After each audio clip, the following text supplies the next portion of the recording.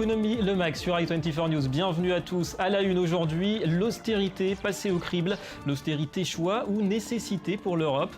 À la frontière entre idéologie et pragmatisme, nous tenterons en compagnie du docteur Franck Khalifa de faire le tri entre les vertus et les dommages de la méthode.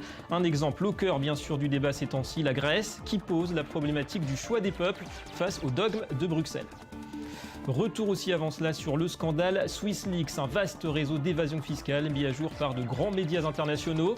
Au cœur de l'affaire, la banque HSBC, on parle de plus de 180 milliards de dollars et on y revient dans un instant. Voilà pour le sommaire, merci d'être avec nous. Un coup d'œil avant tout cela sur l'actu économique internationale avec un rendez-vous en ce début de semaine, celui des ministres des Finances et des banquiers centraux du G20. Ça se passe à Istanbul en Turquie, aujourd'hui et demain. Un objectif, coordonner les efforts en vue de relancer la croissance mondiale. Il est temps de passer à l'action, avait lancé ce week-end Christine Lagarde, la patronne du FMI. Il s'agira notamment de mettre en œuvre le plan d'action de Brisbane, conclu en novembre, pour doper de 2000 milliards de dollars l'économie mondiale et créer plusieurs millions d'emplois d'ici 4 ans. Inégalité, pétrole aussi, convergence des politiques monétaires et la dette grecque, bien sûr, seront aussi au menu des discussions. Il s'agit pour nous de nous réunir pour que les gens puissent se concentrer sur la pauvreté, sur la parité du pouvoir d'achat et sur la façon dont nous pouvons renforcer le système financier mondial. Ce sont les messages clés dont nous avons parlé. Voilà, et à propos de croissance, bien du mieux visiblement pour la France, plus 0,4% pour le PIB tricolore au premier trimestre de cette année, d'après les dernières prévisions de la Banque de France. On rappelle qu'au quatrième trimestre 2014, la croissance était de seulement 0,1%. On attend les chiffres définitifs de l'INSEE, ce sera vendredi. En tout cas, un optimisme qui s'appuie sur la nette progression de la production industrielle, dynamisme aussi du côté de la chimie, de la pharmacie et des matériels de transport. Tout cela en parallèle de la baisse des prix des matières premières.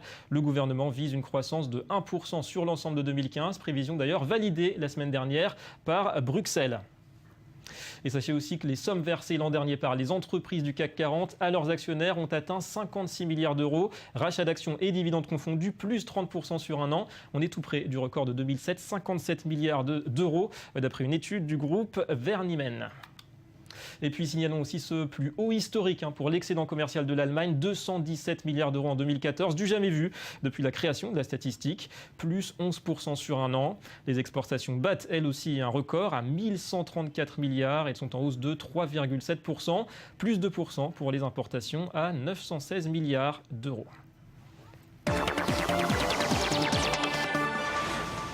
On revient à présent sur cette affaire qui met donc au grand jour un gigantesque réseau d'évasion fiscale orchestré par la banque, par la filiale suisse du groupe HSBC. La banque genevoise, sous couvert du secret bancaire, a permis à plus de 100 000 clients de faire transiter 180 milliards d'euros mis hors d'atteinte bien sûr du fisc. Et parmi eux, 3 000 Français. Un système qui a permis de dissimuler aussi l'argent de financiers du terrorisme ou de narcotrafiquants. Et il s'agit de fichiers volés par un ancien employé, Hervé Falciani, auquel ont eu accès plusieurs médias internationaux dont Le Monde. On en parle avec l'économiste Michael Gabaye. Bonjour. Est-ce que c'est le type d'événement qui sera de nature peut-être à faire avancer la coopération internationale en matière de lutte contre l'évasion fiscale ? C'est surtout un événement qui va montrer à quel point les ressortissants de tous les pays du monde convergeaient vers la Suisse. Ça met surtout à jour un secret de polichinelle. Tout le monde savait que la Suisse, pendant des années, a été reconnue comme un paradis pour les gens qui voulaient cacher leurs capitaux. Encore une fois, on ne peut pas parler de dévoilement d'une affaire, mais plutôt de nom.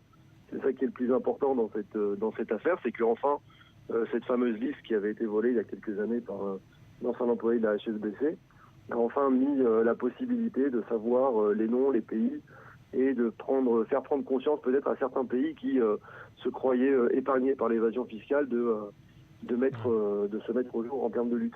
Ouais. Et l'ampleur de ces sommes, la nature aussi des opérations, on l'a dit, terrorisme, drogue, ça peut nuire une fois de plus à la réputation de la Suisse ou simplement en général, le principe même du secret bancaire ?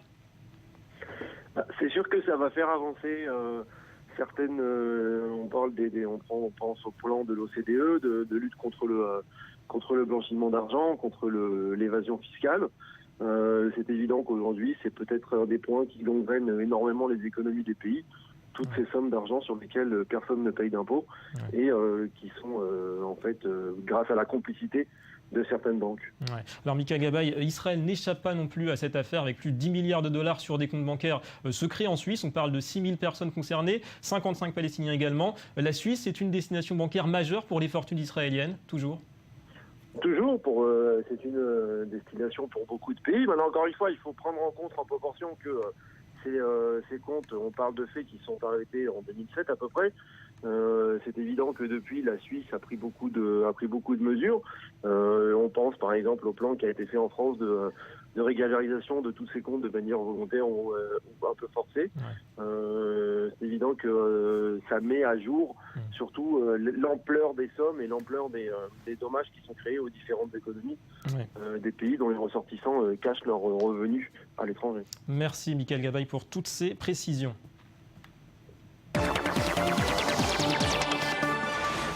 On passe au dossier de l'austérité, le combat du nouveau gouvernement de gauche radicale en Grèce qui s'est vu confier clairement le mandat d'en finir avec les coupes budgétaires décidées par les créanciers du pays pour faire baisser officiellement le niveau de la dette, 175% de rappel du PIB. Alors quel poids aujourd'hui pour la volonté populaire lorsque des choix, des orientations ont été décidés au niveau européen? Avant d'en parler avec le docteur Franck Khalifa, Johanna Citruc nous rappelle les derniers développements dans le bras de fer entre Athènes et Bruxelles. À quelques jours des discussions cruciales avec ses partenaires européens, le nouveau gouvernement grec persiste et signe. Dimanche soir, devant les 300 députés du Parlement, Alexis Tsipras s'est une nouvelle fois exprimé contre l'austérité. Ce que le gouvernement grec cherche avec ses homologues est un nouveau deal. Un programme de pont, comme nous l'appellerons jusqu'à juin.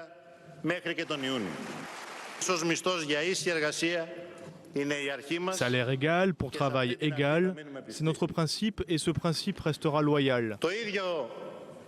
Nous resterons aussi vrais dans nos engagements pour relever le salaire minimum à 751 €. Le Premier ministre ne veut donc plus avoir affaire à la Troïka, composée du FMI, de la BCE et de la Commission européenne. C'est elle qui a imposé l'austérité à Athènes en échange d'un plan d'aide de 240 milliards d'euros. Mais face à ce refus de négocier avec ses créanciers, les réactions se font nombreuses. Alors que l'Allemagne se montre inflexible, l'agence Standard & Poor's abaisse la note de la dette souveraine de la Grèce. De B, elle passe à B-. De son côté, la Banque centrale européenne a mis fin à un régime de faveur qui permettait aux banques grecques de se refinancer en fournissant comme garantie des obligations émises par Athènes. Seul filet de sécurité restant, le mécanisme d'urgence est là. La BCE se dit prête à le porter à 60 milliards d'euros. Malgré tout, plusieurs milliers de personnes sont descendues dans les rues de la capitale jeudi dernier. Un rassemblement spontané pour soutenir le gouvernement. Le gouvernement ne doit pas être tout seul. S'ils se tiennent seuls, ce sera plus facile pour ceux qu'ils essayent de combattre à l'étranger et de les faire changer d'avis. Le peuple doit donc se tenir à leur côté et soutenir le gouvernement pour qu'ils comprennent qu'ils ne peuvent revenir en arrière. Nous ne pouvons qu'aller vers l'avant. L'Europe doit changer. Nous devons abandonner l'austérité et entrer dans la croissance, à la fois pour la Grèce et pour l'Europe. Une volonté populaire d'en finir avec l'austérité, qui ne semble pas encore peser suffisamment face à la détermination et à la fermeté de Bruxelles. Voilà, et sous tout l'enjeu, semble-t-il, chacun a ses arguments. On va se concentrer, nous, sur une question, celle de l'efficacité aujourd'hui des politiques dites de rigueur en réponse, bien sûr, à la crise de la dette. En ligne avec nous, le docteur Franck Khalifa. Bonjour. Bonjour David. Merci d'être avec nous. Vous êtes professeur certifié, on le rappelle, d'économie. D'abord, pour parler de la Grèce, quand on fait l'état des lieux de plusieurs années d'austérité maintenant, le bilan n'est pas forcément encourageant sur le front économique, avec une croissance toujours en berne, et puis sociale aussi, ça va pas très fort, avec une population qui a été mise à rude épreuve pendant 4 ans, 5 ans même. Oui, le peuple grec a été mis à rude épreuve, mais il nous faut bien évidemment recadrer un petit peu le problème grec dans l'Europe entière, car il est évident que certains pays comme l'Allemagne ont profité, au travers des échanges avec les autres pays, dans sa croissance, a profité de ces relations avec les autres pays.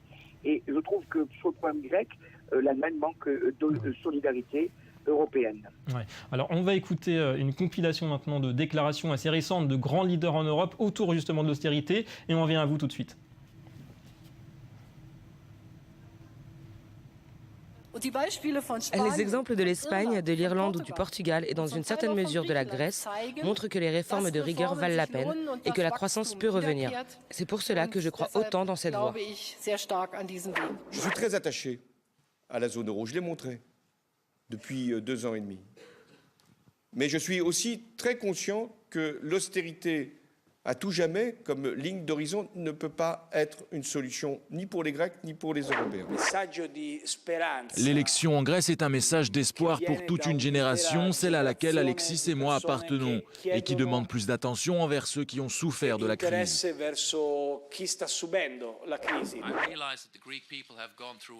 Je suis conscient que le peuple grec a traversé une période très difficile ces dernières années et a dû endurer des mesures d'austérité draconiennes.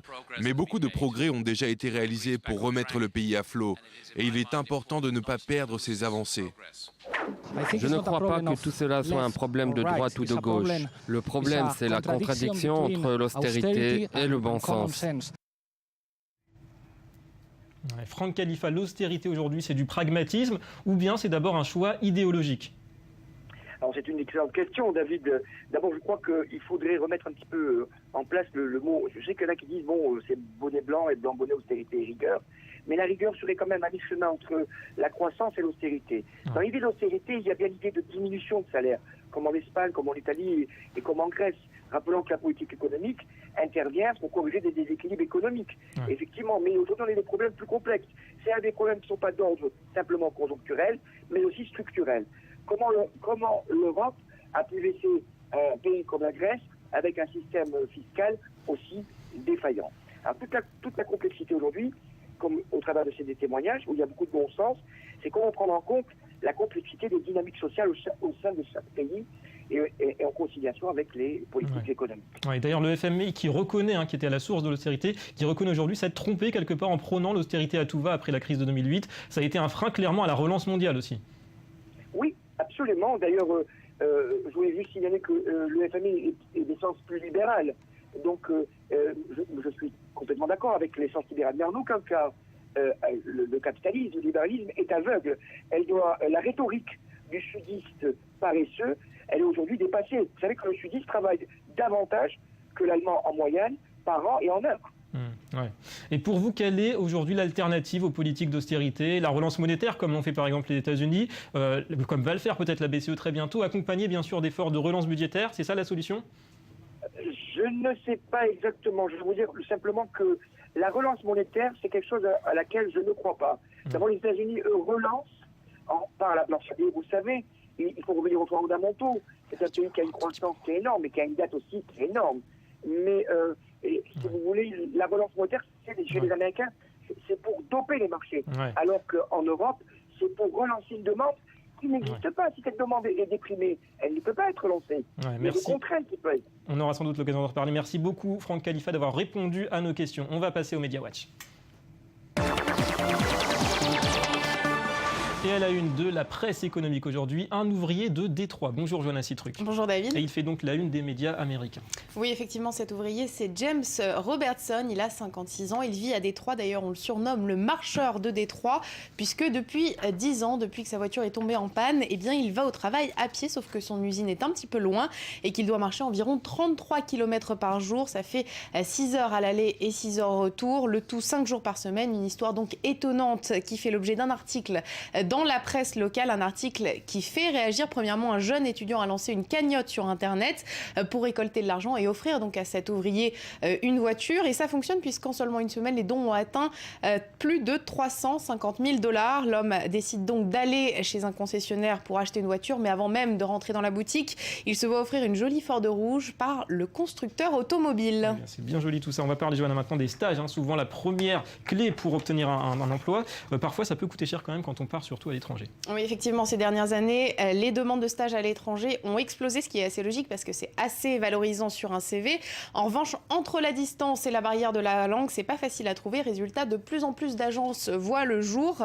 Des agences qui proposent donc de l'aide pour trouver un stage à l'étranger. Ce service est souvent compris dans un pack qui inclut également un logement et aussi parfois des cours pour peaufiner la langue du pays en question. Le problème, c'est que ça coûte très cher, d'autant plus que les billets d'avion et les frais sur place ne sont pas compris et que le stage est très très rarement rémunéré. Par exemple, le New York Times a recueilli le témoignage d'une étudiante américaine qui a déboursé $10 000 pour faire un stage dans une boutique de robes de mariée à Paris. Évidemment, à ce prix-là, la jeune fille s'attendait à un stage de rêve, mais tout ne s'est pas déroulé comme prévu puisqu'elle a passé plus de temps à apporter du café aux clientes plutôt qu'à leur faire essayer des robes de mariée. Et pour couronner le tout, elle était logée chez un couple parisien assez peu accueillant. Ceci dit, toutes les agences n'ont pas des prix aussi exorbitants et par ailleurs, de plus en plus d'universités proposent des aides pour effectuer des expériences à l'étranger.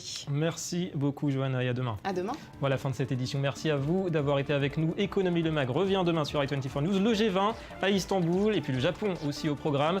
Et l'info continue d'ici là. Restez avec nous.